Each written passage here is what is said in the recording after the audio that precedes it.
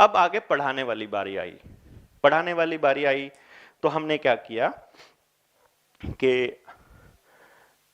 शुरू में वो डॉटेड लाइनें होती है ना, ऐसे करके डॉट होती है कि हम लिखना सिखाने से पहले वो जब अगर बाजार से बनी बनाई भी बुक लेकर आएंगे तो पहले वो डॉटेड आएंगी, straight line, slanting line, horizontal, vertical kind of, और कर्व्ड लाइन ऐसे करके। बच्चा जब पहली सीधी लाइन पर मान लो लाइन खींचना शुरू करता है, he will never draw straight. Obvious है, पहली बार जब उसने पकड़ी है, सबसे पहली बात तो उसने पेंसिल पकड़ी, मान लो उसने पेंसिल ऐसे पकड़ ली, अगला रिएक्शन मम्मा का, नहीं बेटा इसको ऐसे नहीं, ऐसे पकड़ते हैं। हमने उसको ऐसे पकड़ना सिखाया। मैसेज क्या गया दिमाग में? मम्मा ने आपको पेंसिल पकड़नी सिखा दी। कोई बुरी बात तो नहीं है। अगला, वो लाइन सीधी नहीं गई, मान लो टेढ़ी हो गई, अगले स्टेप पे क्या करती है मम्मा? बस, हाँ जी,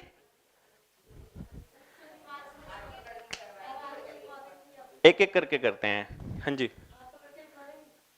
हाथ पकड़ के लिखवा देंगी पहली बार में जब।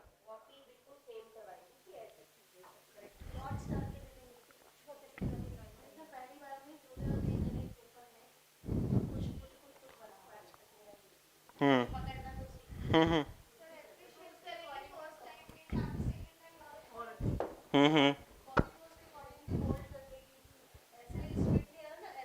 हम्म, ठीक है। और वेरी गुड, वेरी गुड। देखिए, है ना, मैं आपको बता रहा हूं, जो मैं आपको बता रहा हूं वो है more than 99% cases, more than, मतलब इसलिए कि 1000 में 10 आता है, इस हिसाब से 10 भी नहीं मिलती हैं ऐसी मदर्स। होगा क्या, पहले लाइन टेढ़ी चली गई ना गलती से, आप तो टीचर हैं, आप तो सारी टीचर्स हैं, आप में से भी सिर्फ एक मदर ने बोला कि तू पहले पकड़ना तो सीख, बना तेरे से जो बनता है। बाकी ने क्या किया, किसी ने कॉपी मोड़ी, किसी ने लाइनें डॉट छोटे कर दिए, किसी ने दोबारा से बताया, किसी ने अप्रिशिएट किया। लेकिन मैक्सिमम क्या होगा, टीचर्स कंफर्टेनिटी से बाहर चले जाइए, पेरेंट्स पे चले जाइए। पेरेंट्स क्या करेंगे, जिनकी मम्मी 10वीं तक पढ़ी है, 12वीं तक पढ़ी है, और मेरे ख्याल से बहुत सारी पॉपुलेशन है ऐसी, मेजोरिटी में ये ऐसी पॉपुलेशन है, मेजोरिटी पढ़ी लिखी नहीं है, तो वो क्या करेंगी कि वो डॉटेड लाइन जैसे ही उसने गलती करी, वो इरेजर लेके सबसे पहले उसको मिटाती हैं। ऐसे नहीं बेटा, सीधी कर, फिर वो उसको सीधा करता है, अगली बार परली साइड चली जाएगी लाइन, वो फिर मिटाती है। और फिर क्या करते हैं, फिर भी गलती हो जाती है, तो जब ये देखती है मम्मा को भी किचन में खाना भी बनाना है, गेस्ट भी आने वाले हैं, और काम भी करना है, इसकी ये लाइनों पे लेके थोड़ी बैठे रहेंगे, तो फिर वो जल्दी जल्दी उसको क्या करती है कि ले मैं कराती हूं, और उसका हाथ पकड़ के वो लाइन सीधी कर देती है। दिस हैपन्स, मतलब मैक्सिमम टाइम्स दिस हैपन। अब ये होता है, इसका एज अ होल इंपैक्ट हम लोग स्टडी करने के लिए यहां पर बैठे हैं, क्योंकि हमें ये माँ बाप को बताना है आने वाले वक्त में, हमें ये समझाना है कि इसका क्या असर होता है। जब मम्मा उसकी हर प्रॉब्लम का सलूशन कर रही थी, तो वो देख रहा था कि मेरी मम्मा सुपर वुमेन की तरह है, मेरे पापा सुपर हीरो हैं। जब वो मिटा रही थी तो आप उसको मैसेज दे रहे थे कि तेरे से कुछ भी सही नहीं होने वाला। एज अ होल मैसेज जाता है, मैं आपको ये बता रहा था, जैसे जेंटलमैन का मैसेज गया था, वैसे ही मिटाते ही ये मैसेज आएगा, मेरे से ठीक नहीं हो रहा। फिर जब आप उसका हाथ पकड़ के करवाते हो तो मैसेज जाता है कि मैं मेरी मां के बिना तो लिख ही नहीं सकता। और जिन जिन की माओं ने मिटा के अपने हाथ से उसको होमवर्क करवाया हुआ है, जिस जिसने उसको अपने हाथ से लिखना सिखाया हुआ है, आप में से जो है वो भी देख लेना, और वो जो है वो भी देख लेना, उनको एक प्रॉब्लम होती है बड़ा होने के बाद, 5वीं 6वीं में जाने के बाद, कि जब तक मैं पास बैठी हूं तब तक तो कर लेता है, मेरे उठते ही नहीं करता, अपने आप नहीं करता, क्योंकि आपने अपने आप करने वाली इंस्टिंक्ट तो उसके बचपन में ही मार दी। उस पहली बार जब वो काम कर रहा था तभी मार दी। और ये बात सिर्फ लिखने तक सीमित नहीं है, जब वो साइकिल चला रहा है तब भी, जब वो कुछ कलर कर रहा है, दीवार पे कुछ कलर मार रहा है ऐसे इधर उधर पेंसिल, तब भी, वो जब अपनी पैंट शर्ट के बटन, जब शर्ट के बटन बंद कर रहा है तब भी, लेसिस बांध रहा है तब भी, खाना खा रहा है तब भी, बेड पे खिंडा रहा है तब भी, दूध पी रहा है तब भी, पॉटी कर रहा है तब भी, नहा रहा है तब भी, every time you try to correct him. आप उसको सिखाते हो मग पकड़ना, आप उसको सिखाते हो बैठना, आप उसको सिखाते हो सब कुछ बंद करना खोलना, सब कुछ, everything. Then you give a message कि आप नहीं कर सकते अपने आप, you need a help, you need your mother, you need your father. And उस वक्त फील करो क्या होगा जब मम्मी को सिलेबस समझ में आना बंद हो गया। Imagine that moment. जैसे ही बच्चा आके बताता है मम्मा मेरे को समझाओ, वो कहती है बेटा हमने तो हिंदी में पढ़ रखा है, ये तो हमको नहीं समझ में आता है। तो बैक ऑफ द माइंड कहता फिर पढ़ने के लिए मत कहना आज के बाद, because you are not a specialist now.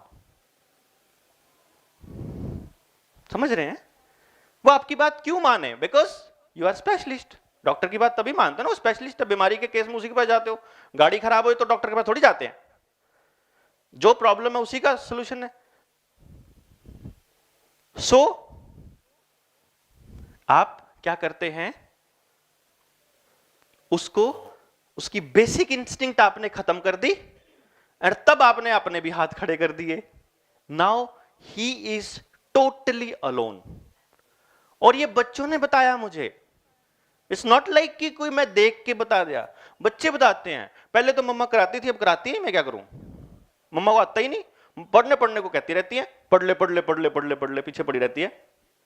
क्या पढ़ूं ये पता नहीं मम्मी को, कैसे पढ़ूं ये मम्मी को पता नहीं, समझने जाऊं तो बोलती अपनी मैडम से पूछना। मैडम तो अगले दिन स्कूल में मिलेगी तो ट्यूशन रख दी। ट्यूशन वाली मैडम जो है उसको अपनी रसोई के काम से फुर्सत नहीं, वो होमवर्क फटाफट फटाफट करा रही है। वो भी तो सही सिखा तो रहे नहीं ना। हम क्या कर रहे हैं कि जो हमने बताया वही लिखो, जो हमने सिखाया वही सीखो, जैसे हमने कहा वैसे ही करो, और जैसे तुम्हारी कॉपी में लिखा वैसे ही पेपर में लिख के आओ, then you are good boy. हाँ, गुड बॉय वाली पे बात याद आया। एक पैरामीटर हम बहुत अर्ली स्टेज में, नहीं बेटा अच्छे बच्चे ऐसा नहीं करते, गुड बॉय ऐसा नहीं करते, एक ये पैरामीटर्स हम लोग बड़े डिफाइन करते हैं हमारे पेरेंट्स। क्या बैड बॉय का कॉन्सेप्ट भी है? This is a very big question. क्या बैड बॉय का कॉन्सेप्ट है? इसके बाद हम जब बात कर रहे थे, हम वहां थे जहां मैं कह रहा था कि मैंने कैसे सीखा। हम लोग गाड़ी से जा रहे, 3 साल का था मेरा बेटा जब, तो एक चलते चलते गाड़ी से मेरे साइड में बैठा था, आवाज आई जोर जोर से रोने की, ऐसे ऐसे करके वो सुबक रहा। मैंने उससे पूछा क्या हुआ बेटा, क्या हो गया भाई, एकदम से रोना शुरू कर दिया बिना ही कुछ बोले या नहीं करे।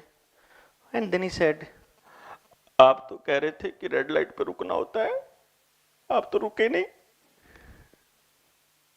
ऐसे होंगे ना आपके पास, आप तो ऐसा कह रहे थे। और start crying.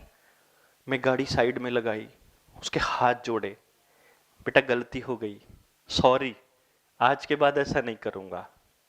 I never defended my self.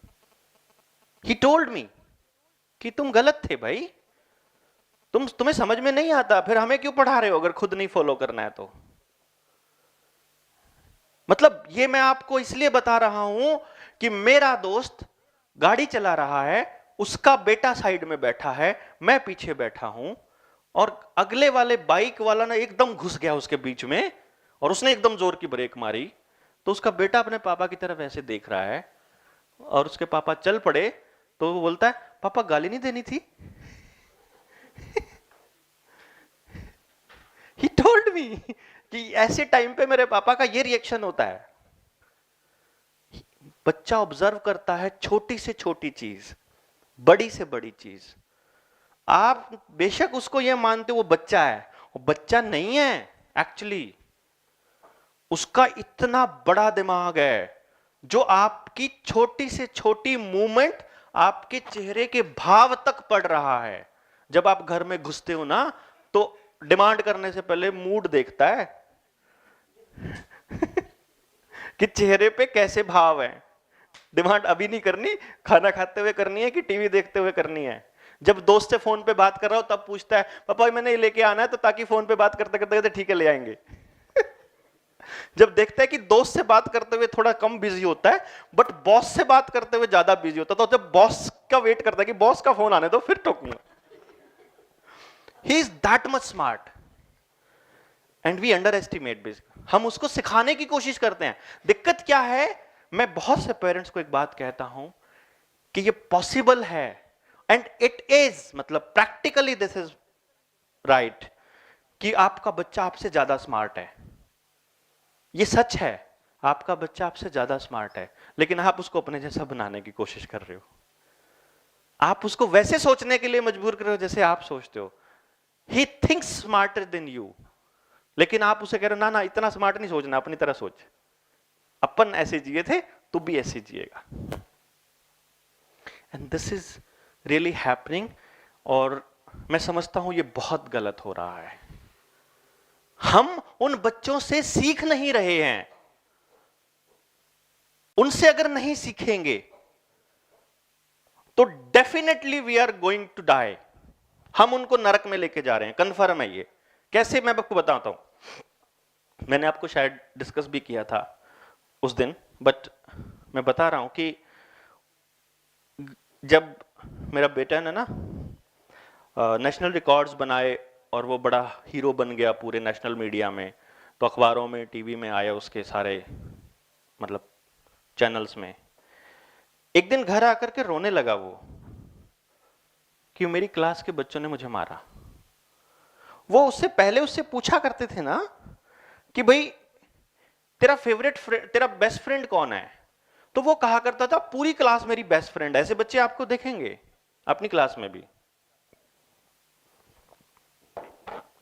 कि सारे ही बेस्ट फ्रेंड है कि नहीं, कोई तो होगा बेस्ट, कहते नहीं सारे, सबके साथ मेरी ट्यूनिंग बहुत है।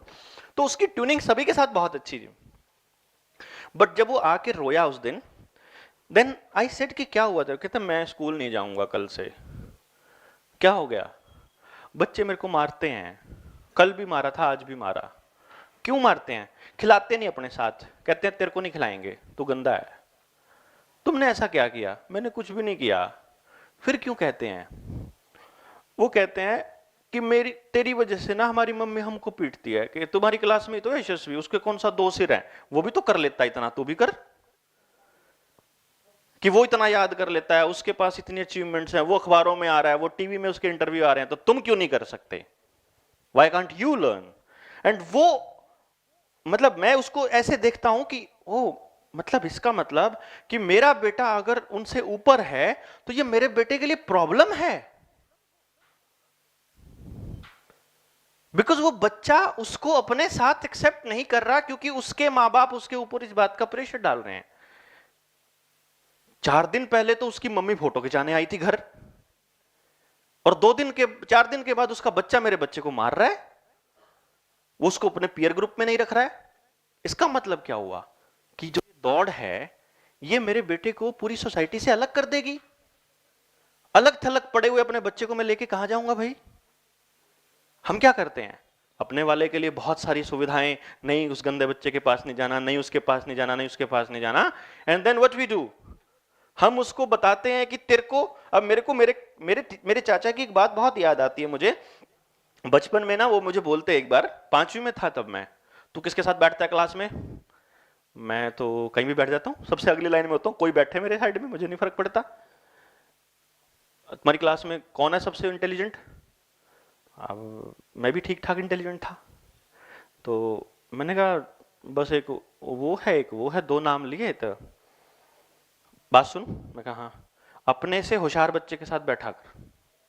मैंने कहा क्यों, बस अपने से होशियार के साथ बैठा कर। मैं कहा उनके पेरेंट्स थोड़ी बैठने देंगे मेरे को फिर, मैं उनके बच्चे से कम होशियार हूं, so why will he they allow? उनके वाले तो मना कर देंगे कि अपने से कम होशियार के साथ नहीं बैठना, अपने से कम अच्छे के साथ नहीं बैठना। तो ऐसे किस किस के साथ बिठाएंगे हम? Why are we ignoring the 40th child? Last बच्चे को क्यों इग्नोर कर रहे हैं हम? ये कितनी बड़ी प्रॉब्लम है सोसाइटी की। मैं नहीं पढ़ पाया तो इसमें मेरी क्या गलती है? ऐसा करके बच्चा मुझसे पूछता है, what should I answer him? मेरे से नहीं पढ़ा जाता तो मैं क्या करूं? मुझे नहीं याद आता, मेरे को नहीं। आप एक बता दीजिए, आप एक बात बताइए, आप में से कौन है जो गालियां खाना चाहता है? आप में से कौन है जो अपने माँ बाप की डांट सुनना चाहता है? कौन टीचर की नजरों में गंदा होना चाहता है? कौन सोसाइटी की नजरों में गंदा? इज देयर एनीवन जो जान के प्लान करके गंदा बनता है? लेकिन क्या आप सबकी नजरों में अच्छे हो? हम सबकी नजरों में अच्छे भी नहीं है, लेकिन हम गंदा बनना चाहते नहीं, फिर भी हम गंदे हैं। व्हाई? बिकॉज जो सामने वाले ने पैरामीटर्स बनाए हुए हैं, हम उन पैरामीटर्स में फिट नहीं बैठ रहे, और यही कारण है कि हम उनके लिए सही नहीं है, करेक्ट नहीं है। तो why do we make parameters? जब हमने ये कहा कि दुनिया में एग्जिस्टिंग जितने बच्चे हैं, जितने इंसान हैं, हर एक यूनिक है, तो क्या उनको हम किसी पैरामीटर में बांध के रख सकते हैं? क्या हम उन्हीं को अच्छा कहेंगे जो हमारे बनाए हुए पैरामीटर्स में सेट बैठते हैं? We need to think of it.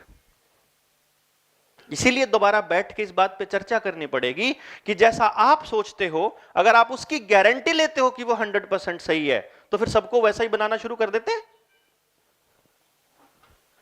So we are basically training the child, we are not educating him. Education क्या मैं मानता हूं? एजुकेशन में यह मानता हूं कि whenever we talk of everyone. Why to exclude any single child? आप सोसाइटी से किसी को भी अलग कैसे रख सकते हो?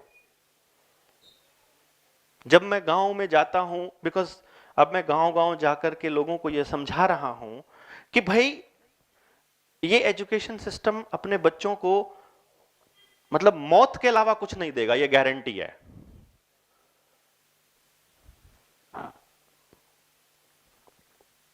क्योंकि सिस्टम ने या लोगों ने जिंदगी नौकरी को ही मान लिया, और हमारा सिस्टम टॉपर 3 बच्चों को भी एडजस्ट करने की हैसियत नहीं रखता। जितने स्कूल आसपास हैं पूरी दिल्ली में, टॉपर 3 बच्चों को भी एडजस्ट नहीं कर पाता सिस्टम, बाकी तो छोड़ ही दो। तो जो बाकी के बच्चे हैं वो कहां जाएंगे? This is a question. अगर जिंदगी वही है जो नौकरी से मिलती है, तो बाकी तो मतलब मरने के लिए छोड़ दिए हमने। और जो छोड़ दिया मरने के लिए, वो मेरे को लगता है कि जिसके पास खाने के लिए नहीं है, जिसके पास पहनने के लिए नहीं है, जो सोसाइटी ने जिसके ऊपर लेबल लगा रखा है कि you are not worthy, you are not good enough, वो हमारे बच्चों के लिए खतरा नहीं बनने वाला क्या? आपको नहीं लगता कि वो उनके लिए खतरा बनने वाला जो रोटी खा रहे हैं आराम से? चाहे वो चेन स्नैचिंग हो, चाहे वो चोरी डकैती, इवन जिसको हम अलग अलग चीजों में प्रॉब्लम कहते हैं। अब मुझे गांव में वो कहता है कि यार ये क्यों हो रहा है, क्यों बढ़ता जा रहा है? देखो प्रॉब्लम्स बढ़ती जा रही है ना, ये वाली चोरी की भी, डकैती की भी, एक्स्ट्रा मैरिटल अफेयर्स की भी, स्कूल में भी अफेयर्स की भी, है ना? स्कूलिंग लेवल पे, और कौन सी क्लास के लेवल पे आ चुकी है पता है आपको? अरे 6th 7th आप बात करते हो। पहली क्लास वाले को पता है, नर्सरी वाले को भी पता सब कुछ, उसको पढ़ना नहीं आता पर पॉर्न साइट पता है उसको कौन कहां से होती है। This is truth. आप उसको मालूम है कहां से उसको क्या देखना है। मैं अभी 7th में है मेरा बेटा, तो 6th में था तब वो बहुत, बिकॉज मेरा एक पेरेंटिंग की खासियत क्या है कि मैं अपने बेटे को कभी करेक्ट नहीं करता, उसको नहीं कहता कि तूने ये गलत सोचा। सो ही टेल्स मी एवरीथिंग और नेचुरल वे में बताता है। अब मैंने उसको छठी में बोला कि मैंने उससे पूछा अपने लाइट वे में, अपने देसी भाषा में, देसी, मैंने कहा यार किसी के घर कॉपी लेने चलना हो तो बता दियो, दोनों बाइक पे चलेंगे आप। तो बोलता है मतलब, ऐसे करके मेरे साथ गाड़ी में जा रहे थे हम लोग ना, तो बोलता मतलब, मैं कहा मतलब ये है यार, तुम छठी में हो गए हो, अभी तक तो तुम्हारे को क्लास में कोई लड़की लड़की पसंद आ गई होगी, तो तुम लोग करने लग गए होंगे अब तो, मेरे वाली कौन सी, तेरे वाली कौन सी वाली टाइप। ऐसे करके मेरी तरफ देख के कहता है हम तो 5वीं में लग गए थे करने।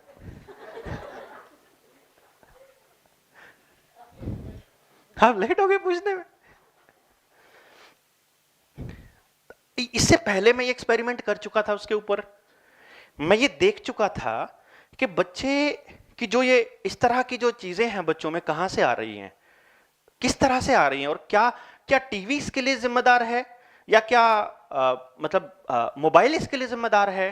तो इन चीजों को हम देखने की कोशिश कर रहा था। तो क्या ये सोसाइटी में अभी आई है बच्चों तक पहली क्लास की, या पहले भी थी। तो मैं देख रहा हूं ये तो मोबाइल के आने से बहुत पहले से ही है। क्या होता कि पहले अकेलापन थोड़ा कम मिलता था बच्चों को, तो इसलिए उसका एक्सपोजर कम हो पाता था। आसपास सभी लोग, ज्वाइंट फैमिलीज वगैरह होती थी, बड़ी फैमिली होती थी, तो एक्सपोजर कम होता था, तो दिखता ही नहीं था कि इसके दिमाग में ये चल रहा, दिमाग में तो चल रहा होता था। अब मैं उसको देखता हूं कैसे कैसे ट्रांसफॉर्म होता है। जब वो 4th में था तो मैंने एक एक्सपेरिमेंट किया, 4थी क्लास में होते हुए। मैंने उसकी मदर को बोला, पूनम मैं अब की बार ना, इस बार इसको पूरा गंद खिंडाने का मौका दूंगा, और अब के गर्मी की छुट्टियों में ना इसकी कोई क्लास नहीं लगाऊंगा, कोई स्विमिंग नहीं, कोई आर्ट क्लास नहीं, कोई चेस क्लास, कुछ नहीं, इसकी पूरा दिन वेला। एंड मैं इसको ऑब्जर्व करूंगा कि क्या करता है पूरा दिन वेला होकर के। आमतौर पे मैं क्या करता हूं कि क्योंकि वो इकलौता है तो मुझे उसके अंदर वो शेयरिंग वाली हैबिट डालनी होती थी, तो मैं हर 2 महीने में अपने भांजे भतीजे जो हैं वो बुलाता लेता था, मतलब ऐसे करके। तो कोई ना कोई, या दोस्त का बच्चा आ गया, कोई 4 दिन, कोई 10 दिन, ऐसे करके रह गया। और एवरीवन ट्राइज कि यार देवेंद्र के साथ तो बच्चे को फायदा ही होना है, तो भेज दो, वो खुश होकर भेजते थे। अब क्या है कि सारे भांजे भांजियां सब आ गई मेरे घर में, 4 बच्चे छोटे और एक वो, 5 हो गए। सुबह ही 5 बजे उठ जाते, पार्क में दौड़ जाते, खेलते रहते, जबरदस्ती दूध पिलाने लाना पड़ता, फिर खेल गए, फिर खाना वगैरह, सब ऐसे जैसे नॉर्मली होता है कि खेलने में ही पूरा दिन लगे हुए हैं पागलों की तरह। दोपहर में मुश्किल से उनको रोकते कि भाई गर्मी गर्मी, जब ज्यादा गर्मी होती है तो 10 बजे आ जाया करो, और उसके बाद घर में रह के खेला करो। इस प्रोसेस में 1 महीना बीत गया, सारे बच्चे वापस चले गए। देन स्कूल में जाने वाले 2 दिन बच गए। मैंने रात को बैठा, मैंने कहा विनी चल एक खेल खेलते हैं, एक थोड़ा सा बात करते हैं। हाँ बताओ। कॉपी ले आ, रजिस्टर ले आया वो। मैंने रजिस्टर में लाइनें ड्रॉ करनी शुरू की। मैं कहा एक लाइन यहाँ पे ड्रॉ कर ले, तो वो स्केल से लग गया लाइन ड्रॉ करने। मैंने कहा जितने बच्चे पार्क में मिले ना इस पूरे 1 महीने में, तेरे को कौन कौन याद है वो लिख दे। उन्हें सबके नाम लिख दिए, जो जो जिसको जानता था वो। फिर मैंने बोला कहाँ कहाँ रहते हैं अब वो लिख दे। किसी का पता था, किसी का नहीं पता था। कौन सी क्लास में है वो लिख दे। लिख दिया सब कुछ। अब ये लिख, इनके साथ कौन सा खेल खेलता था तुम। किसी के साथ दौड़ रहा है, किसी के साथ लुका छिपी खेल रहा है, किसी के साथ क्रिकेट खेल रहा है, किसी फुटबॉल के साथ, तो ऐसे करके उन्हें लिख दिया। एंड देन अब लिख कि इसकी कौन सी बात तुम्हें बहुत अच्छी लगती है। तो उसने वो अच्छी बातों में लिख दिया, ये हमें खेलने के लिए टॉयज दे देता है। ये 4थी में था, जो उनके लेवल की जो बातें होती हैं। बट द अलार्मिंग सिचुएशन क्या थी कि अब ये लिख कि तेरे को इसकी कौन सी बातें अच्छी नहीं लगती हैं। तब वो बता रहा है, ये मुझे यहां हाथ लगाता है, ये मुझे जबरदस्ती किस करता है, ये मुझे लिप्स पे किस करता है, ये ऐसे गोदी में बिठाता है तब अच्छा नहीं लगता। और वो एक एक बात उसने लिख के मुझे बताई कि ये वाले लड़के हैं जो मुझे अच्छे नहीं लगते। देन मैंने पूछा कि क्या तुम्हें ये अपनी जिंदगी में दोबारा चाहिए, तुम्हें इनके साथ खेलना है, नहीं खेलना, तो क्रॉस मार दे इन पे। उनके नाम के ऊपर मैंने उसके हाथ से क्रॉस लगवा दिया, ये कहीं दिख जाए तो तू फिर अब अवॉइड कर जाना। उसको अवॉइड कर लिया। But the conclusion of the whole research, फिर मैंने और बातें भी बहुत सारी पूछी, उनका रिजल्ट क्या निकला मैंने देखा क्योंकि हम अपने बच्चे को 1 साल बड़े बच्चे या 1 साल छोटे बच्चे के साथ खेलने से तो मना नहीं करते। तो 12वीं वाला बच्चा जो है वो ग्रेजुएशन वाले बच्चे के साथ बात कर रहा है खुल के, तो 12वीं वाला 10वीं वाले के साथ भी कर रहा है, और 10वीं वाला 8वीं वाले के साथ भी कर रहा है, और 8वीं वाला इंटर्न कर कर करके पहली वाले के पास आया पड़ा है। तो जो एक अडल्ट हैप्पीली मैरिड लाइफ का जो आइडिया है और जो कॉन्सेप्ट है और जो ज्ञान है, वो सारा ज्ञान पहली क्लास के बच्चे के पास पहुंचा हुआ है। फर्क सिर्फ इतना है कि अगर मैं अभी आपके कान में कुछ बोल दूं और आप आगे बताने लगो वहां तक, तो यहां तक आते आते उसका मतलब ही कुछ और हो जाएगा। बस फर्क सिर्फ इतना है कि एग्जैक्ट बात ट्रांसफर नहीं हो रही है एज इट इज। जिसने जैसा समझा, देखा, सोचा, जिसका जैसा दिमाग, वो वैसा कॉन्सेप्ट बनाया और अगले को पेल दिया बस। दैट्स वाई हमारे पास वो सारा नॉलेज ऑलरेडी सबसे छोटे बच्चे के पास भी है। इसलिए किसी चीज से भाग नहीं सकते, किसी चीज से को अवॉइड नहीं कर सकते। आप ये नहीं कह सकते कि इसके साथ नहीं भेजेंगे लेकिन इसके साथ भेजेंगे। जिसके साथ भेज रहे हो उसके साथ वो सिक्योर है, इट्स नॉट ट्रू। ऐसा आप श्योर नहीं हो सकते। तो इसलिए आपको हर बच्चे पे काम करना पड़ेगा, इसलिए आपको हर मां बाप पे काम करना पड़ेगा, क्योंकि आपके बच्चे को किससे नुकसान होगा आपको भी नहीं पता। छोड़ नहीं सकते किसी को भी। दैट्स वाई मैंने ये सोचा कि मैं अपने बच्चे को टॉपर बना दूंगा, बट रहना तो इसी सोसाइटी में है। सोसाइटी पे काम नहीं किया तो बच्चे पे काम नहीं होगा, ये कंफर्म है। जो जैसा भी है, बुरा है, अच्छा है, अच्छी बातें पता है, किसी को बुरी पता है, उसको वैसा का वैसा एक्सेप्ट करना पड़ेगा, और एक्सेप्ट करके ही उसके ऊपर काम करना पड़ेगा। क्योंकि मैं ये मानता हूं कि जिसके दिमाग में 24 घंटे पॉर्न साइट चलती हो, बड़े बंदे के, बड़ा बंदा जो है, उसको भी अगर अपनी पसंद का काम मिल जाए तो काम का नशा अलग ही होता है, बशर्ते कि आपको उसमें मजा आना चाहिए। भूल जाता है वो सब कुछ, नहीं रहता कुछ भी ध्यान, बशर्ते कि उसको मजा आना अपने काम में चाहिए। क्योंकि अपने काम से बड़ा नशा कोई नहीं होता। बिकॉज वहां से आपको इज्जत मिलती है, वहां से आपको एक्सेप्टेंस मिलती है, वहां से आपको फाइनेंशियल मदद भी मिलती है, वहां से आप सोसाइटी में एक बेहतर इंसान के तौर पे एमर्ज करते हो। So it is very important कि उस बच्चे को किसी एक चीज या 2 चीजों की लत बचपन में ही पड़ जाए, जिनको करते हुए वो टीवी भी भूल जाए, वो मोबाइल भी भूल जाए। जब तक ये इस लेवल पे हम नहीं सोचना शुरू करेंगे, जब तक मां बाप को इस लेवल पे ट्रेंड नहीं करेंगे, जो नर्सरी में आपके पास आ रहा है, जब तक हम उसको इस लेवल पर नहीं समझाएंगे, तब तक उम्मीद मत कीजिएगा कि आप सोसाइटी को, एजुकेशन को, स्कूल को बेहतर बना सकते हो उस बच्चे के लिए। कभी भी नहीं बना पाएंगे। और टीचर का काम सिर्फ नौकरी भर नहीं होता है। टीचर का काम सिर्फ 8 से 2 या 8 से 3, 9 से 3 नहीं चलता है। टीचर का काम दिन रात चलता है। एक मोमेंट के लिए भी आप अपने बच्चों से अलग नहीं हो सकते।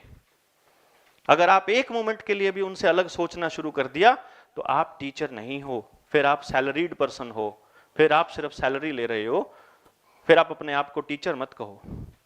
क्योंकि this is the most challenging job, most challenging job. हां, हाईली पेड है कि नहीं, हमें इज्जत मिलती है कि नहीं, ये एक सेकेंडरी पार्ट है, बट ये सबसे चैलेंजिंग जॉब है, मैं ये मानता हूं।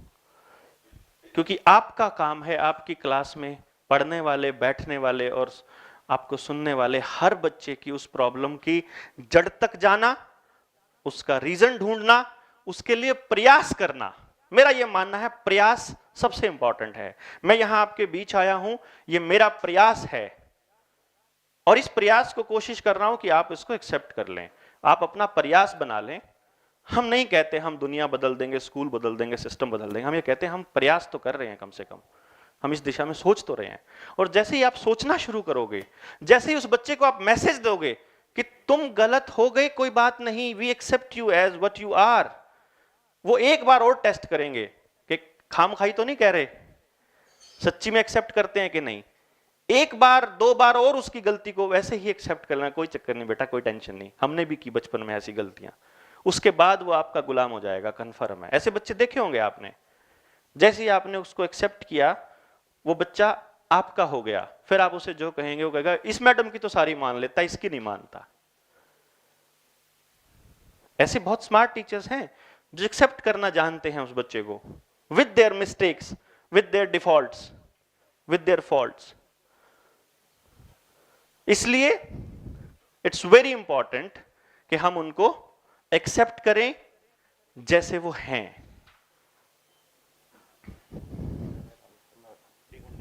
ओ आराम से, पता नहीं ये इनके ऊपर है, अपन तो बोलते हैं, अपने तो बहुत एनर्जी है इसलिए।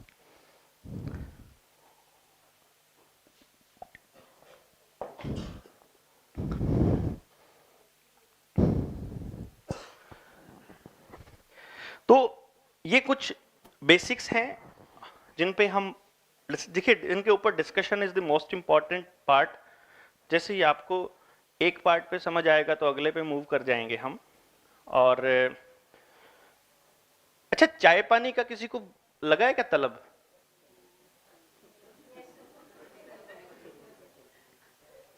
नींद आ गई?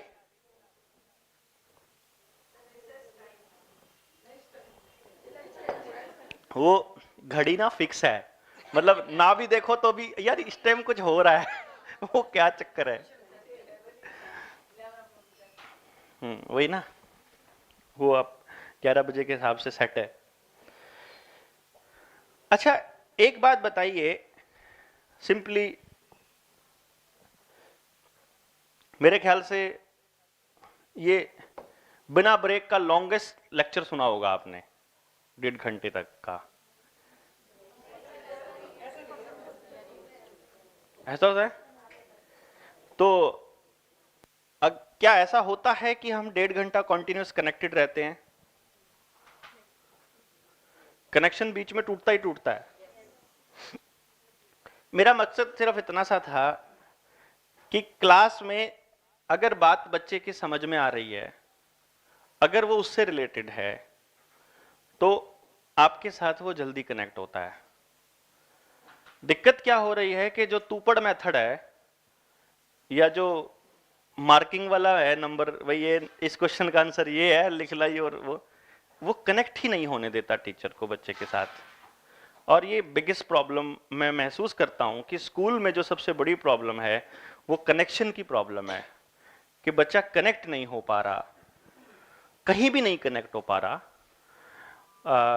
कहीं भी नहीं का मतलब है, इसके पीछे एक और बड़ा कारण मैं मानता हूं, वो ये है कि मकसद क्या है, यानी कि आपका बच्चा पैदा करने का मकसद क्या है, मतलब पेरेंट का, किसी का भी, ये बहुत इंपॉर्टेंट है। दूसरा, आप ये तो एक वो हो गया, अगर इसको थोड़ा स्पिरिचुअल लैंग्वेज में बात की जाए, और ऐसा किसी से अगर सुना हुआ आपने, किसी आध्यात्मिक गुरु से, कि आप सेलेक्ट नहीं करते हो बच्चा कौन आए आपके घर में, बच्चा सेलेक्ट करता है कि मेरे पेरेंट्स कौन होने चाहिए। और वो इस बेसिस पे डिपेंड, और इस बेसिस पे होता है कि आप जब कंसीव करते हो तो आपके दिमाग में क्या है। और ये ट्रुथ है, इसमें कोई वो नहीं है। आपका बच्चा किस दिशा में जा रहा है, वो दिशा वही है जो आपने तब डिसाइड की थी जब उसके लिए आप प्लान कर रहे थे कि मेरा बेटा बड़ा होकर मेरे लिए मकान बनाएगा, पैसा कमाएगा, मेरी सहारा बनेगा बूढ़ापे का, या बहुत पढ़ लिख के बड़ा अफसर बनेगा। वो उस दिशा में जा रहा है ऑलरेडी। एक आधा तो ऐसा होता है ना, बड़ा होकर अपने को गुंडा बनाऊंगा मैं तो अपने वाले को, ऐसा भी होते हैं बड़े सारे, ठीक है। तो वो जा रहा है उस वक्त, वो उस वक्त गलती से उन्होंने कॉन्सेप्ट ले लिया तो वो बनेगा ही, मतलब डेफिनेटली। इसकी थोड़ी अगली कड़ी में अगर हम बात करें तो जिस जगह पे आप आज बैठे हैं उसका मकसद क्या है, ये समझना भी बहुत जरूरी है। क्योंकि हमारे यहां टीचर कौन बनता है ये आपको भली भांति पता है। पता है, जो टीचर बनना चाहता है वो बनता है, या मतलब अब देखिए, एक बच्चा जब 10वीं के मार्क्स आते हैं, उसके बेसिस पे उसको एडमिशन मिलता है अगला, भाई स्ट्रीम मिलती है नंबरों के बेसिस पर, फिर उसको कॉलेज मिलता है, फिर उसको पढ़ाई मिलती है, फिर उसको प्लेसमेंट मिलता है। जिसको प्लेसमेंट नहीं मिलता है वो यूपीएससी की तैयारी करता है, यूपीएससी की छोड़ के वो स्टेट सिविल्स की तैयारी करता है, वो जिसका लगता है कि यार अपने बस की ये खेल नहीं है वो फिर एसएससी की तैयारी करता है सब इंस्पेक्टर के लिए, या आर्मी में एनडीए के लिए, या फिर ग्रेजुएशन के बाद कोई कंपनी ज्वाइन कर ली या और दूसरी चीजों के लिए, तो वो ज्वाइन करता रहता है ऐसे करके ना। जो जो बच जाते हैं आखिर में ना, फिर सोचते हैं कि और कुछ नहीं मिल रहा है तो चलो जेवीटी कर लेते हैं, बीएड कर लेते हैं। This is truth in more than 95% cases, more than 95% cases की बात कर रहा हूं मैं। हमने अपने बच्चे को टीचर बनाने के लिए, मुझे नहीं पता कितने लोग अपने बच्चे को ये कहते हैं कि तू टीचर बनना बड़ा होकर, कि टीचिंग बहुत अच्छी जॉब है। मुझे नहीं लगता कि हम कहते हैं, सोसाइटी में कोई भी नहीं कहता है। गवर्नमेंट जॉब के लिए चलना हो एक अलग बात है, सरकारी नौकरी के लिए एक अलग बात है, लेकिन बच्चे के खुद ही इतना पैशनेट है वो बच्चा कि वो गुड्डियों को पढ़ाती है बच्ची, अगर कोई वो अपने खिलौनों को पढ़ाता है खड़ा करके, वो इतना पैशनेट है, वो अलग बात है, और वो उसको कितना कैरी कर पाता है। बट हमारे यहाँ टीचर आखिरी कॉन्सेप्ट होता है हमारे एजुकेशन सिस्टम में। आप देखिए आप पढ़ाते कैसे हैं, आपका पढ़ाने का तरीका क्या है, वही तरीका है जो मैंने आज से 20 साल पहले देखा था। मैं जब स्कूल में था और आज जब मैं स्कूल देखता हूं, उससे इतर क्या आपको फर्क महसूस होता है?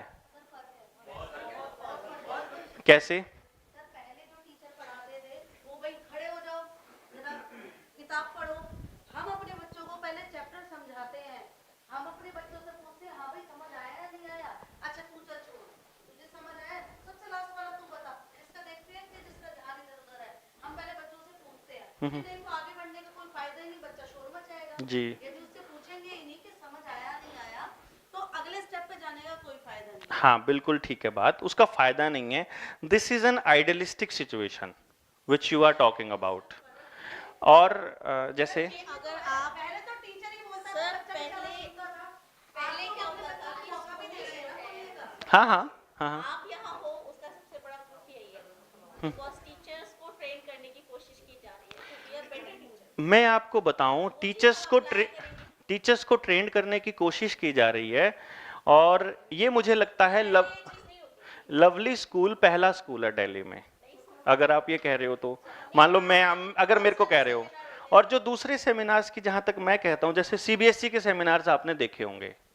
सीबीएसई के सेमिनार्स क्या करते हैं, आपको एक मॉड्यूल देते हैं, एक मॉड्यूल देते हैं, वो बना बनाया मॉड्यूल होता है, करिकुलम फ्रेमवर्क है, उसको लेके करते हैं, आपको सिखा देते हैं और आप आ जाते हैं। जहाँ तक मैं आप किसी की बात नहीं कर रही, हाँ हाँ बिल्कुल कहिए। कि मेरा एक एम होता है बच्चों को इंडिपेंडेंट बनाना। बिल्कुल। मैं पहला सेंटेंस ही ये बोलती थी आप इंडिपेंडेंट बनिए, क्योंकि बच्चों हाँ हाँ को नहीं आदत नहीं, होती है, हाँ हाँ इसकी जरूरत नहीं है। हाँ हाँ मैं बड़े नहीं नहीं, बैठे बैठे रहिए। हाँ बच्चों की आदत होती है, एक छोटा सा एग्जांपल है कि अपना होमवर्क पूरा करना तो दूसरे दिया ना कॉपी टीवी पर आए हो। एग्जैक्टली। और अभी न्यू सेशन शुरू तो मैंने इसी बात थीम को लिया है इसका, कि तुम लोग इंडिपेंडेंट बनोगे, बुक्स पड़ोसी क्लास से नहीं हायर करके लाओ। बिल्कुल और मैम ने सर पूर्विस कि मैंने मेरी क्लास में एक भी बच्चा साइड वाली किताब क्लास से किताब नहीं लेता। बिल्कुल बिल्कुल। बी अलर्ट अबाउट इट कि आप दोगे तो वो क्यों दे रहा है दूसरा। इस बात को मैंने डाल दिया कि आपको किताब मांगनी ही नहीं। बिल्कुल। क्यों? क्योंकि मैं सिर्फ 3 दिन अलर्ट रही, चौथे दिन सारे बच्चे 35 के 35 बच्चों बस किताब। बिल्कुल आप यही मांग के नहीं, क्योंकि मैंने एक कॉन्सेप्ट क्रिएट किया कि यू आर डिपेंडेंट, ये इंडिपेंडेंट। ये जो बात है ना, ये आपने इस सेशन में लागू की है। ये आपने ये कहा कि हमने 3 दिन अलर्ट रही और उसके बाद चालू हो गया, मतलब it is still happening. Continue था, लेकिन इस बार मैं बड़ा फोर्सली गई, क्योंकि पिछले साल इस चीज फोर्सली, पिछले साल मैंने काफी कब देखा इस चीज को, पिछले साल ऑब्जर्व किया। हाँ हाँ तो यही चलता है, उसी बात, हर वक्त यही चलता रहता है, पिछले साल तक भी इन्होंने ऑब्जर्व किया, यही चलता रहता है। उसको कवर अप किया। हाँ बेसिकली हम क्या कर रहे हैं, हम वही कर रहे हैं जो आपने कहा, और जो आपने कहा हम क्या कर रहे हैं कि जैसा हम कह रहे हैं वही सही है, जो हम तरीका बता रहे हैं वही सही है। एजुकेशन सिस्टम पहले सिर्फ हम घरों में भी चेंज हुआ है, स्कूलों में भी चेंज हुआ है। पहले सिर्फ बच्चे को पढ़ाया जा रहा था, बच्चा इतनी एक्टिविटीज करे पढ़े। बिल्कुल। देखिए, जब हम बात करते हैं ग्रोथ की, ओवरऑल ग्रोथ की, तो नहीं, आप बहुत सही कह रहे हैं, हम इसी एंगल पे बात, हाँ, एजुकेशन सिस्टम की हम बात कर रहे हैं, इसी पे हमारा पर्पस ये है बात करने का। मैडम ने कहा कि आज को करिकुलर एक्टिविटीज बहुत ज्यादा होती हैं, ठीक है। आपको इन को करिकुलर एक्टिविटीज के पीछे माँ बाप क्या सोचते हैं आपको पता है? एज अ पेरेंट तो सर मैं भी ऐसे सोचती हूँ कि हाँ, बच्चा कहीं कोई फील्ड तो उसे समझ में आ रही है, तो वो ग्रो कर रहा है। वो अब ग्रो मेरा कर, बेटा क्रिकेट में इंटरेस्ट लेता है, तो वो उसको आप कितना भी खिला लो, जी, और खिलाने के बाद भी अगर मैं उससे कहूंगी बेटा 1 घंटा पढ़ ले, तो वो पढ़ लेता है, पढ़ लेता है। थकता नहीं है वो। क्या ऐसा भी हुआ कि उसके पापा ने उसे कभी समझाने की कोशिश की हो कि बेटा क्रिकेट में बहुत पॉलिटिक्स चलती है और तू कोई सिंगल गेम ले ले और हम कोई सिंगल गेम लेके खेलते हैं तो उसमें ज्यादा ग्रोथ होएगी? नहीं, हमने आज तक कुछ ऐसी कोशिश नहीं की। लेकिन ऐसे करते हैं। देखिए, जो हम बात कर रहे हैं, this is more than 95% people. Exception वो बात 5% हम छोड़ के चले हुए हैं। वो 5% हम इसलिए छोड़ के चले हुए हैं क्योंकि उसके 2 कारण हैं, और 2 की बजाय उसका एक ही कारण मैं समझता हूं कि चाहे एक्सीडेंटली चाहे डेलिबरेटली आपके पेरेंट्स ने आपकी ऐसी पेरेंटिंग कर दी कि आप अपने काम से खुश हैं। अगर आप खुश हैं तो आप अपने बच्चे को खुश होने का पूरा हक देंगे, आप उसको पूरा मौका देंगे, आप उसको पूरी फ्रीडम देंगे, सिर्फ और सिर्फ अगर आप खुश हैं तो। और इसका सिर्फ एक ही कारण है, ये जो 5% है ना, वो यही लोग हैं। क्योंकि जिस वक्त साइना नेहवाल पूरी दुनिया में नंबर 1 रैंक पे आई, तो उसका एक इंटरव्यू आया कि मेरे पापा मुझे 4 बजे उठा के ले जाते थे स्कूटर पे, मैं नींद में ऊँघती हुई जाती थी, और मेरे पापा मेरे को पूरा दिन वहां पे प्रैक्टिस कराते थे, और मैं इस तरह से बहुत स्ट्रोंग हो गई और मैं कर गई। और मेरे जो कोच हैं मिस्टर प्रकाश पादुकोण, वो बहुत बढ़िया मुझे कोचिंग भी उन्होंने दी। ये उन्होंने मतलब ऐसा कुछ करके बताया। तो क्या साइना नेहवाल के पापा की वजह से वो वहां पहुंची, या साइना नेहवाल वैसी थी, या प्रकाश पादुकोण वैसा कोच था? इस पे क्या हुआ कि मैं उस वक्त अपने बेटे को टेनिस खिलाने के लिए लेके जाया करता था, he was just 5 year old. तो मैंने देखा कि उसके इंटरव्यू के बाद इमीडिएटली जहां पे जो टेनिस की क्लास थी, वो सर्दियों के दिनों में उसका इंटरव्यू आया था, और जहां टेनिस क्लास 6 बजे शुरू होती थी, उसके बाद वो 5 बजे शुरू हो गई उसके इंटरव्यू के बाद। कुछ पेरेंट्स ने इंसिस्ट किया कोच को कि हम अपने को सुबह सुबह जल्दी लेकर आया करेंगे, और ये कंटिन्यूअस हुआ। इसके थोड़े से अगर दूसरे पैरामीटर्स पे गौर करें तो Deepika Padukone was also an international badminton player. खुद प्रकाश पादुकोण, उसके पापा, इंडिया के बहुत बेहतरीन कोचेज में होते हुए भी अपनी बेटी को बैडमिंटन में कंटिन्यू नहीं करा पाए, और उसे बैडमिंटन छोड़ना पड़ा बीइंग एन इंटरनेशनल प्लेयर। वो इंटरनेशनल खेल चुकी थी। अगर प्रकाश पादुकोण इतने अच्छे कोच होते तो सारे ही बच्चे फिर वैसे बनने चाहिए थे। अगर उसके पापा की वजह से वो बन पाई तो फिर सारे जो जिन के पापा सुबह उठा के ले जाते हैं फिर सारे बनने चाहिए थे। अगर साइना नेहवाल की वजह से बन पाई तो जो इतनी स्ट्रगल करते हैं वो सारे बन जाते। But it never happens. हमारे यहां जो जोर लगा रहे हैं, अगर गलती से या डेलिबरेटली, या तो मां बाप इतने अवेयर, इतने इंटेलिजेंट, इतने ऑब्जर्वर, तगड़े ऑब्जर्वर हैं कि वो उस बच्चे की हर एक्टिविटी को ऑब्जर्व करके, कैलकुलेशन करके, उससे पूछ के, कैलकुलेट करके उसको उस दिशा में या तो ले जा रहे हैं, या गलती से मां बाप चाहता था और वो उसी चीज के लिए बना था बाय चांस। वो 5% लोग are happy in this India, in this country. ये इंडेक्स है, हैप्पीनेस इंडेक्स, पूरी रिपोर्ट है, और आप अपनी सोसाइटी में देख पाते हो कि more than 95% people in India are not happy with the job they are doing.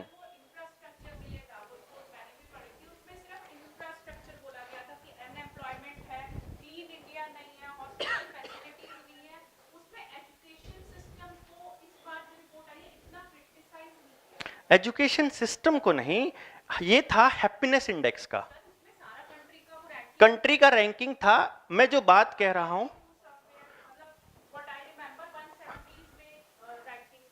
194 लोग यूएन में रजिस्टर्ड अगर हैं, मतलब कंट्रीज हैं, तो उसमें से वो 170 180 के आसपास थी वो, है ना।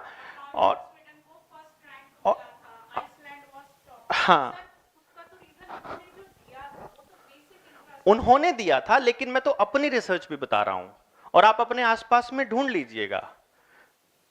मतलब हमारे यहाँ आसपास सोसाइटी में आपको कैसे लोग मिलेंगे, आप देख लीजिए। मतलब इट्स नॉट, एक और बात बताऊं मैं आपको, जो मैं आपको बता रहा हूं वो मैं अपनी फाइंडिंग्स बता रहा हूं, जो मैं आपको बता रहा हूं अपना तजुर्बा शेयर कर रहा हूं आपके साथ।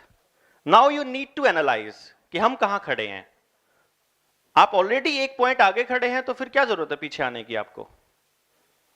समझ रहे हैं ना आप। अगर आप 4 पॉइंट पीछे खड़े हैं तो 2 पॉइंट आगे सरक आइए, एक सिंपल फंडा है। हमने ये कहा कि आप अपने आसपास देखेंगे, मोर देन 95% पीपल इन इंडिया, और ये परसेंटेज अमेरिका में 80% पे है। मतलब वहां जो डेवलप्ड कंट्रीज है वहां भी ये हाल है, जिनको हम कहते हैं वहां कम से कम इंसान को इंसान के तौर पे इतनी रिस्पेक्ट तो मिलती है। हमारे यहां तो इंसान के तौर पे हमें क्या रिस्पेक्ट मिलती है, you know very well. As a person हमें कितना क्या समझा जाता है। हमारे यहाँ तो एजुकेशन मिनिस्ट्री का नाम भी ह्यूमन रिसोर्स मिनिस्ट्री कर दिया गया।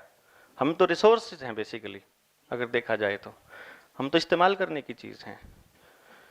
तो क्या हुआ कि जब 95% लोगों की हम ये बात करते हैं कि they are not happy with the work they are doing, तो how can they be a motivation to the people to be happy. अगर हम ये देखें, आप अपनी ही लाइफ से सोच लीजिएगा कि सुबह से लेके शाम तक जो भी काम आप करते हैं उसमें आपको कितना आनंद आता है। मतलब उठ के घर का काम करने से लेकर के, स्कूल में आने से लेकर के, जाने के बाद बच्चों के साथ लगने से लेकर के, और रात तक, चाहे उसमें ड्राइविंग भी इंक्लूड हो गई। Do you love driving, do you love this thing, do you love this thing, तो यू विल फाइंड कि मैक्सिमम चीजें हम वो कर रहे हैं जो हमें करनी पड़ रही हैं, और इट्स द ट्रुथ। क्योंकि हमें या तो अर्न करना है, या हमें कहीं एक स्टेटस चाहिए, या हमें कहीं ना कहीं सोसाइटी में अपनी एक पोजीशन चाहिए, क्योंकि हमें ये लगता है कि हम इस पोजीशन पर होंगे तो सोसाइटी हमें एक्सेप्ट करेगी। रीजन बीइंग कि इंसान हो, चाहे जानवर हो, चाहे कोई दूसरी स्पीसीज हो, every species is fighting for survival instinct. Basically वो अपने आप को एक्सेप्ट करवाना चाहती है कि एनवायरनमेंट उसको एक्सेप्ट कर ले जैसे हम हैं। नहीं है तो वो खुद को अपने आप को चेंज कर लेते हैं, अडेप्टेशन जिसे हम कहते हैं। फिर हम अडेप्टेशन पे लगे हुए हैं, वे आर नॉट। अब क्योंकि वो तो चलो एनवायरनमेंट के साथ किसी स्पीसीज का या किसी जानवर का होता है, बट अगर बच्चों पे अगर इस चीज को लेके जाए हम, तो उनको भी हम वही आदत डाल रहे हैं अडेप्टेशन की, कि हमने अडॉप्ट किया, हमने इन चीजों को अडॉप्ट किया तो तुम भी करोगे आने वाले टाइम में। हम इस प्रोसेस को रिवर्स में लेके जाने की बात करते हैं, जो हम करते हैं कि you need to understand the child and you need to reframe the environment. अभी जब हम इस रियल कॉन्सेप्ट पे आएंगे कि कैसे अंडरस्टैंड करना है, कैसे समझना है, क्या लॉजिक है, कैसे सोचते हैं, ये वाली चीजें तो बाद में चलती रहेंगी। इंटरवल के बाद, कितनी देर का इंटरवल है? 20 मिनट्स का इंटरवल हम लेते हैं, 20 मिनट का। आप लोग फ्रेश वगैरह हो जाइए, चाय पानी पीजिए, और फिर हम we begin with the first topic, that is thought process and personality. Thank you very much. Good. कुछ चीजें ऐसी होंगी जो आप ऑलरेडी अवेयर होंगे, कुछ चीजें बहुत अलग नहीं होंगी जो आपने सीखा है, बस हम थोड़ा डेप्थ में जाएंगे। हो सकता है क्योंकि आपके पास मल्टीपल इंटेलिजेंस और पर्सनालिटी से रिलेटेड ऑलरेडी आपकी ट्रेनिंग हुई है एक है, और एमआई से रिलेटेड आपकी ट्रेनिंग हुई है। हम थोड़ा डेप्थ में जाएंगे, थोड़ा प्रैक्टिकल इंप्लीकेशन की तरफ हम मूव करने की कोशिश करेंगे कि हम प्रैक्टिकली उनको कैसे समझते हैं।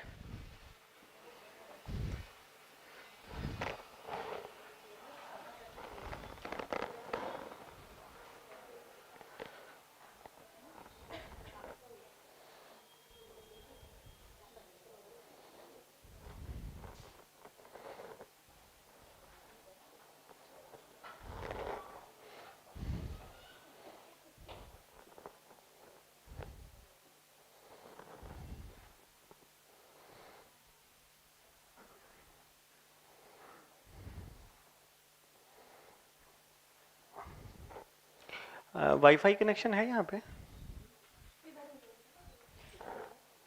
वाईफाई का कॉन्फ्रेंस हॉल में नहीं आता। यहाँ पे नहीं आता।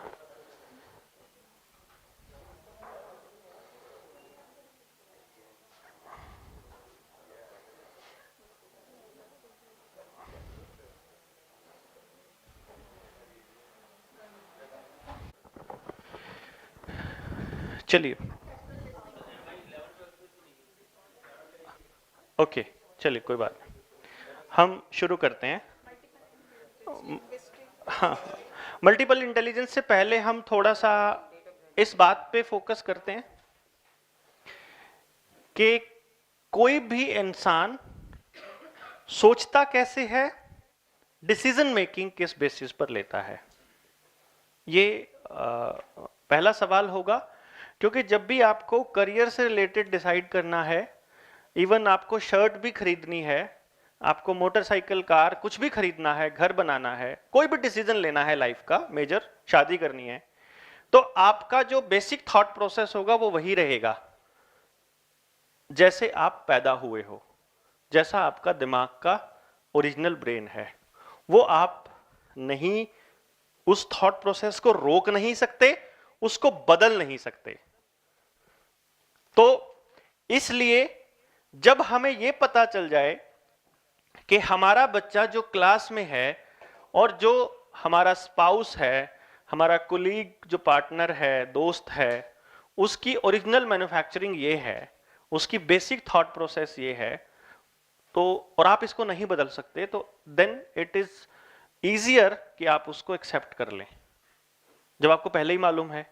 मान लीजिए हम मैरिटल काउंसलिंग में, प्री मैरिटल काउंसलिंग में हम दोनों को, लड़का और लड़की को, हम ये बताते हैं कि देखो तुम्हारी होने वाली बीवी का जो सोचने का तरीका है वो इस तरह का है, वो चीजों को ऐसे लेती है, अब तुम तुम ऐसे लेते हो, तो ये सिचुएशंस आएंगी, तो तुम्हें इस तरह से बिहेव अगर तुम करोगे तो डिस्प्यूट नहीं होगा। यहां पे तुम कॉन्ट्राडिक्टरी आएगा तुम्हारा विचार, और अब जब आएगा आपको मालूम है तो फिर कोई इशू नहीं है। अगर वो आप मान लो मैं अपने पापा से कुछ मांगने गया या मैं उनको कुछ कहने गया, और जैसे ही उन्होंने मुझे कुछ कहा तो मैं अपनी मम्मी को बोला मेरे को पता था ये ऐसे ही कहेंगे, अब मेरे को पता था वो ऐसे ही कहेंगे, तो कोई दिक्कत नहीं है। मतलब if we already have some assumptions कि वो ऐसा, जैसे छोटा बच्चा है ना कि जा अपने पापा को बोल, नहीं पापा नहीं देंगे, पता है बच्चे को कि मेरे पापा मेरी बात नहीं मानेंगे या मानेंगे, उनको मालूम है, तो घर में कौन मान सकता है, दादा मानेंगे, दादी मानेंगे, कौन, तो वो देखते हैं कि किसका। तो एक इंसान के 3 बिहेवियर होते हैं बेसिकली, वो ये आपको समझना पड़ेगा। एक वो है जो इन्नेट बिहेवियर है, पैदाइशी बिहेवियर, जिसकी अभी हम बात करेंगे। पहले हम पैदाइशी बिहेवियर को देख ले। दूसरे नंबर पे आता है अडॉप्टेड बिहेवियर। ये अडॉप्टेड बिहेवियर जो होता है आमतौर पे, फिर जैसे बच्चा बोला, मम्मी ने चपेट लगा दी, तो समझ जाएगा कि ये वाली बात आगे से बोलूंगा तो चपेट पड़ेगी, तो उसने अडॉप्ट कर लिया, आगे से दिमाग में आ रहा है वही बात, लेकिन बोलेगा नहीं। ठीक है ना? जैसे कई बार आपको ऐसा लगेगा नहीं ये तो ऐसे नहीं करता, वो नहीं करता इसका ये मतलब नहीं है वो नहीं सोचता, वो सोच रहा है, सिर्फ कर नहीं रहा, क्योंकि आपने रूल बना रखा है स्कूल में, आपने फोर्सफुली, जैसे आपने कहा था कि हमने फोर्सफुली उसको ऐसे करा, तो उनको पता है कि ये रूल है, मैडम गुस्सा होंगी इससे, तो वो बिहेवियर नहीं शो करेगा, लेकिन उसके अंदर से तो आवाज वही आएगी ना जो ओरिजिनल है, वो नहीं जा सकती। और तीसरा बिहेवियर है कंटेक्चुअल। वो बिहेवियर वो होता है जब इंसान अपनी एक किसी कुर्सी पर बैठा है। आप प्रिंसिपल की जगह पर बैठ करके एक क्रिकेट कोच की तरह बिहेव नहीं कर सकते, या क्रिकेट प्लेयर की तरह बिहेव नहीं कर सकते। आप जहां बैठे हो एज ए टीचर, यार तुम तो समझदार हो, यार अब तो तुम टीचर बन गए हो, अब तो थोड़ा ढंग से बिहेव करो, ऐसा करके हम डायलॉग सुनने को मिलेगा हमें, या हम किसी को कहेंगे कि अब तुम ये बन गए हो तो तुम्हें इसके हिसाब से बिहेव करना चाहिए। ये कंटेक्चुअल बिहेवियर है। तो अभी हम बात करेंगे इन्नेट बिहेवियर की। बाकी के 2 बिहेवियर सीखे जाते हैं, और आमतौर पे जिस जगह पर हम बैठे हुए हैं सारे के सारे, हम अपने कंस्ट्रक्चुअल बिहेवियर में हैं। मैं मतलब एज अ ट्रेनर खड़ा हूं तो उस तरह से हाथ हिला रहा हूं, बोल रहा हूं, कह रहा हूं, आई कांटेक्ट बना रहा हूं। आप उस हिसाब से, क्योंकि एज अ टीचर हैं तो जब आप क्लासरूम में होते हो तब आपका ये वाला मोड होता है जो मेरा मोड है ना। और फिर घर में जाते हैं तो हम एक बाप की तरह बिहेव करते हैं, माँ की तरह बिहेव करते हैं, बहन की तरह, मतलब अलग अलग इंसान से हम अलग अलग कंटेक्स्ट में बात करते हैं। वो हमारा कंस्ट्रक्चुअल बिहेवियर है और अडॉप्ट हमने कर ही लिया है। अडॉप्ट हम कैसे करेंगे? ओरिजिनल नेचर के हिसाब से अडॉप्ट करेंगे। यानी कि जैसे हम ये कह देते हैं कि हर बच्चे के ऊपर एनवायरनमेंट का असर होता है। एक्चुअली किसी को ये नहीं पता कि एनवायरनमेंट का कितने % असर होता है। कोई कहता है कि ये तो सारा का सारा एनवायरनमेंट के हिसाब से चलता है बच्चा। कोई बच्चे के ऊपर बिल्कुल असर नहीं होता एनवायरनमेंट का। किसी बच्चे पे आधी बातों का होता है, आधी बातों का नहीं होता है। ऐसे ही होता है। तो अब हम जब इसको खत्म करेंगे तो हमें समझ में आ जाएगा कि ये वाला पर्टिकुलर बच्चा एनवायरनमेंट से इतना लेगा, ऐसे लेगा, ये तरीका होगा जब तक हम एंड पे पहुंचेंगे। तो पहले हम बेसिक नेचर समझ लें, जितने टाइप के पैटर्न्स बिहेवियर हैं, थॉट प्रोसेस का जो पैटर्न है पहले हम वो समझ लें, तो हमें अपने आसपास के लोग दिखने शुरू हो जाएंगे। ये वाला काम मेरा ये वाला बच्चा करता है, मेरा ये वाला काम ये वाला, तो वो हमें पता लगना चाहिए कि ये ऐसे सोचेगा। जो ऐसे सोचेगा उसकी ये प्रॉब्लम्स होंगी। ये प्रॉब्लम्स जेन्युइन हैं, अगर ये ऐसा कर रहा है तो वो ओरिजिनल है। अब इसको हमने कैसे मोल्ड करना है, आगे कैसे ट्रेंड करना है, कैसे पढ़ाना है, कैसे सिखाना है, ये आसान हो जाएगा फिर आपके लिए। सो हम सबसे पहला कॉन्सेप्ट ये है, पर्सनालिटी हम डिस्कस करेंगे। पर्सनालिटी में एक इंसान की 2 पर्सनालिटी होती हैं। एक को हम बोलते हैं इंट्रापर्सनल पर्सनालिटी और दूसरी होती है इंटरपर्सनल पर्सनालिटी। ये आपने अपने बीएड में भी पढ़ा होगा और जब भी डॉक्टर हार्वर्ड गार्डनर की थ्योरी पढ़ी होगी आपने बीएड में, मल्टीपल इंटेलिजेंस थ्योरी, और डिफरेंट थ्योरीज और पढ़ी होंगी, तो वहां पे इंटरपर्सनल और इंट्रापर्सनल का जिक्र आपके सामने आया होगा। इसको प्रैक्टिकली हम कैसे लेते हैं? अभी तक जो आपने करा वो मतलब हो सकता है वो ऐसे किया हो कि हमने एग्जाम देना है, जो उसमें लिखा हुआ है उसी हिसाब से हम सोचते हैं। इसका रियल में क्या है?